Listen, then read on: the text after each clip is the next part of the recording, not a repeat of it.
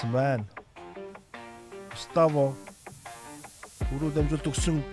За энэ удаа ямар гоё мөрөгчөвдөө мэжээ. Густаво Гомесийн дамжуулалт Мижид орчин гол. Түрэн гарсан 7 шүлтгөл өнгөчд байдгийн нэг нь бол одоо Буйнэмх байна. За энэ хооронд Юки Тодороки Юки Тоглолтын дооны харьцааг их урагшлаг болгож байна. Үнэхээр гой зөвчөө.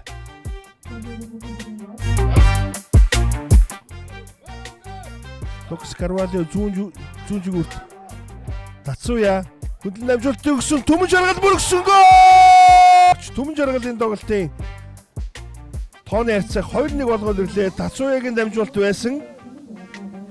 За унаж мөргөөд өнөөдрийн тоглолт нь ер нь тун сайн тоглож байсан Эрдэнэтийн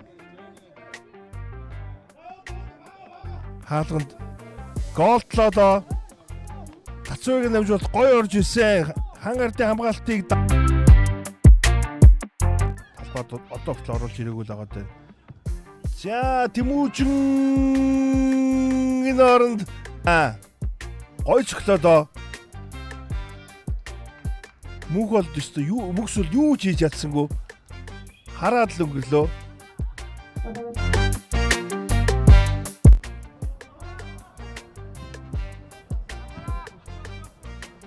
За Буйнэмх цохондоо. Гамбатын Буйнэмх. За стоп. Хөдлийн гадар эргүүлэхдээ үнэхээр гайхалтай. Гой гол оржээ. Яг сая өмнөх камерын зураглаас бол бүр гоё харагдлаа.